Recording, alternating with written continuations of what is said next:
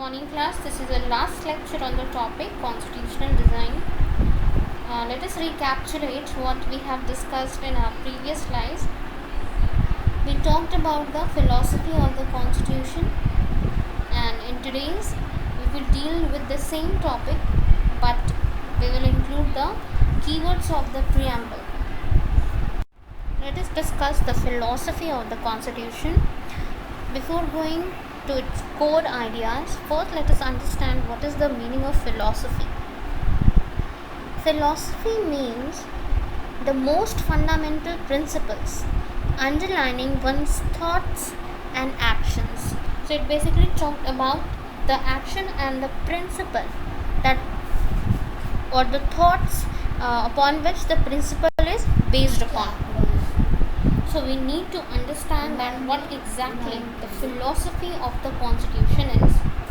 So philosophy of the constitution are the values that inspire the freedom struggle and were in return nurtured by it, form the foundation for India's democracy. These values are embedded in the preamble of the Indian Constitution. They guide all the articles of the Indian Constitution.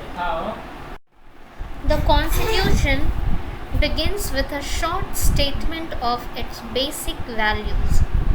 This is called the preamble to the Constitution. Taking inspiration from American model, most countries in the contemporary world have chosen to begin their constitution with a preamble. And preamble is read like a poem on democracy. It provides a standard to examine and evaluate any law and action of the government. So if you want to summarize the philosophy of the constitution, we can say that the basic values have been included in the preamble to the constitution. First, it contains the philosophy on which the entire constitution has been built. Second, it provides a standard to examine and evaluate any law and actions of the government and to find out whether it is a good or bad. It is the soul of the constitution. The preamble mentions people as the source of constitution, and the last, it states India, that is a sovereign, socialist, secular and democratic republic, and it provides justice, liberty, equality and fraternity to its citizens. So we can understand the philosophy of the constitution under these 5 statements, that it talks about the philosophy on which the constitution has been built. Then it provides a standard to examine whether the laws and action of the government are going in a correct direction, are within the law or are within the limit of the constitution or not, and it is regarded as the soul of the constitution. And people mention, or the preamble mention people as the source of the constitution. So you must have seen that every constitution, even in India, start with we the people of India. It means people are the resource or the sources of the constitution. And last, it states that India is a sovereign, secular, socialist and democratic republic, and it provides justice, liberty, equality and fraternity. Let us read the preamble of our constitution very carefully and understand the meaning of each of its keyword. So the first keyword is we the people of India. The constitution has been drawn up and enacted by the people through their representatives and not handed down to them by a king or any outside powers. So we the people of India means the constitution famous had the credibility of the people. The people accepted the leader or the document drafted by them. So we the people of India is the first keyword that talk about that our constitution is drafted by the representative. It was not a dominant or dictator or monarchical document. It is a representative document drafted by the elected representatives. Next keyword in the preamble is sovereign. Sovereign means people have supreme right to make decisions on internal as well as external matters. No external power can dictate the government of India. So whatever the policies, laws government is going to frame, it is completely their discretion. Obviously, all those policies and actions should be within the constitutional limit, but no other external matter or no other country can interfere in the matter of India. So sovereign means a country that has the power to take decision on internal as well as external matters. We have next keyword socialist. The word socialist added to the Indian Constitution after the 42nd Amendment 1976, and it means that wealth is generated socially and should be equally shared by all the people in the society. Government should regulate the ownership of land and industry to reduce socio-economic inequalities. So it talked about that distribution of wealth should be on the equal basis, and due to ownership of land and industry, some people are becoming rich and some are poor. So it widen the gap between rich and poor. So if wealth will be distributed equally among the society, so everyone has a chance to progress. So socialist means wealth is generated socially and should be shared equally by society. Next keyword is secular.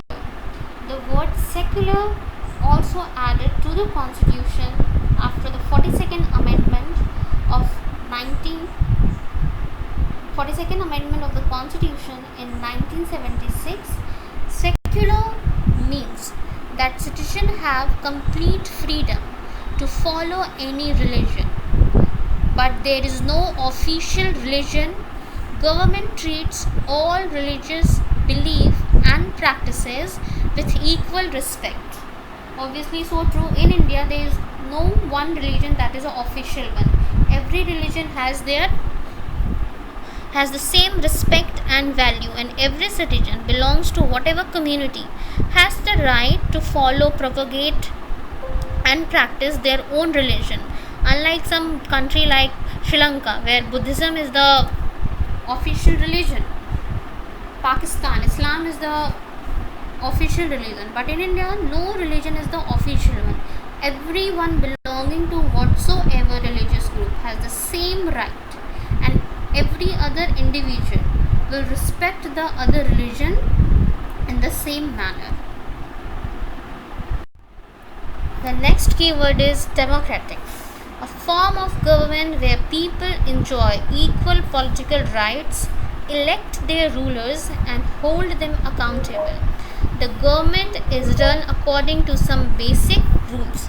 Obviously, you have read in the last chapter that democratic is a form of government where people has the right to choose their representative on the basis of universal adult franchise, and the leaders or the government is accountable to the people for their actions.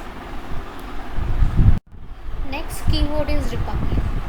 So the word republic means the head of the state, and you know who is called as the head of the state, that is president, is an elected person and not a hereditary position. So in whichever country the head of the state is not elected, that country is not a republic. So here you can take the example of Britain, China and Saudi Arabia, where the head of the state is not elected one but the hereditary position. As you can see that the preamble of India provides justice, or the next keyword is justice. And what are the three areas it covers? That is social, economic and political justice. So it simply states that citizens cannot be discriminated on the ground of caste, religion, and gender. Social inequalities have to be reduced. Government should work for the welfare of all, especially of the disadvantaged groups. So the policy or the laws that are implemented or that government wants to implement, that should not create any differences among the people on the basis of religion, caste and gender, and government should work to reduce those social and economic disparities. Programs and policies should be made in such a way that they should act as a welfare of the people and especially of the disadvantaged group, the people who are not able to bear the basic necessities of life. Government should work for them also. The next keyword is liberty. Liberty, here to talk about the freedom. There are no unreasonable restrictions on the citizens in whatever way they want to think, how they wish to express their thoughts, and the way they wish to follow up their thoughts in action. That if you have to put restriction on citizen regarding their actions or regarding their thoughts, that restriction should be reasonable, that restriction should be justified. You cannot put restriction or the limitation on the thought or the wish of the people, and in whatever the way they want to express their thoughts, they have equal freedom or liberty to express their thoughts until and unless their thoughts and actions are not creating any harm or problem for others. If they are doing so, then reasonable restriction must be imposed. Otherwise, we cannot put restriction. As you can see here also, there is a liberty of thought, expression, belief, faith and worship. The next important ideals that incorporated in the preamble is equality. Equality of status and of opportunity, and to promote among them all. It simply talks that the Constitution says that the government shall not deny to any person in India equality before law or equal protection of the law. It means that law applies in the same manner to all, regardless of a person's status. And every citizen, from the Prime Minister to a small farmer in a remote village, is subjected to the same laws. No person can be legally claim any privilege or facilities just because he or she happens to be an important person. Next, the government shall not discriminate against any citizen on grounds only of religion, race, caste, gender or place of birth. Every citizen have the right to use the public facilities, and government should ensure equal opportunity for all, whether belonging to whatsoever social, economic, political background. The equality or the law should be same for all. It should not discriminate on any ground. The same principle applies in jobs also. All citizens have equality of opportunity in matters relating to employment or appointment to any position in the government.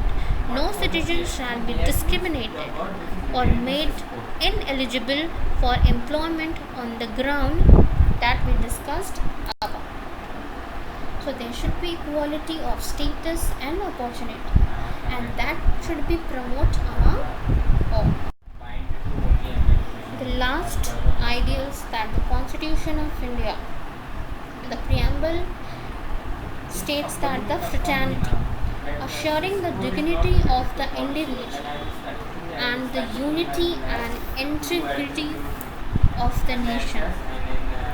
All of us, means each individual in the country, should respect the dignity of each other and should maintain the unity among each other so that we can maintain the integrity of the country. And all of us should behave as if we are the members of the same family. No one should treat a fellow citizen as inferior. Means we need to give respect to each other. We need to accept the differences, and we should live in unity to promote the integrity of the nation.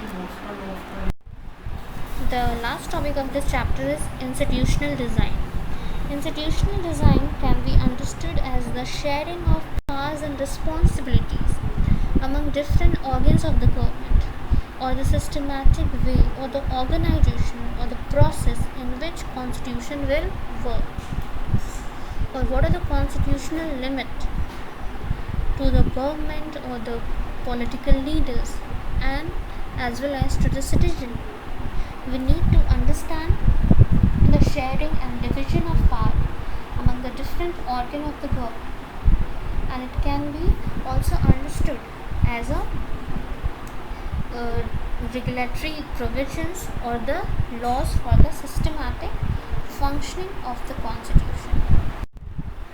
So we can say that a constitution is not merely a statement of values and philosophy.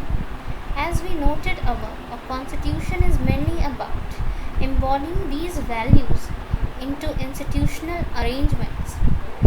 Much of the document called Constitution of India is about these arrangements. It is a very long and detailed document. Therefore, it needs to be amended quite regularly to keep it updated.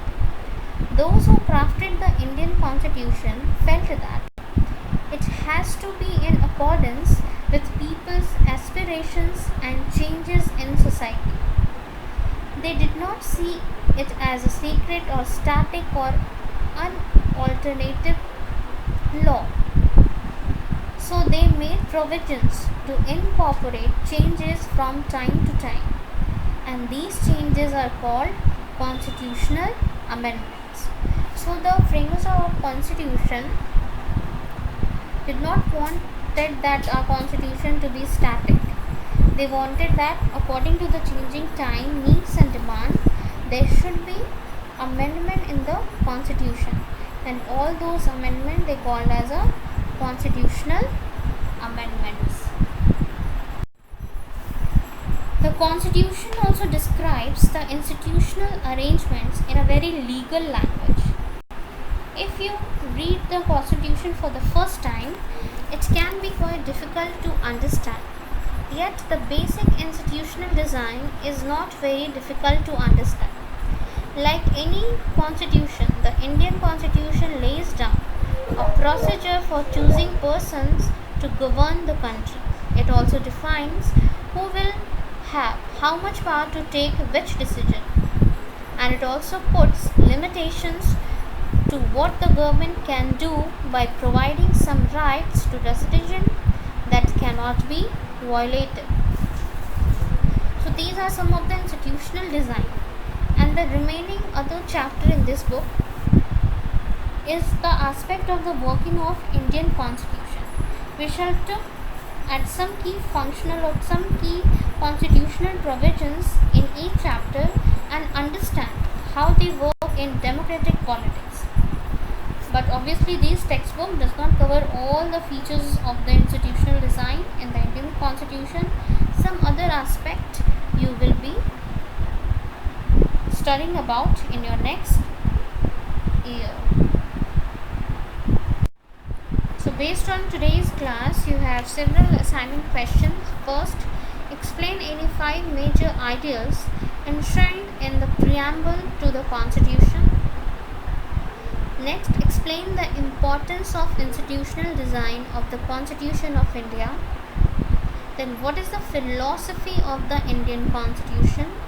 And last, describe how the Indian Constitution has embodied the basic values into institutional arrangements. Thank you, class, and have a nice day.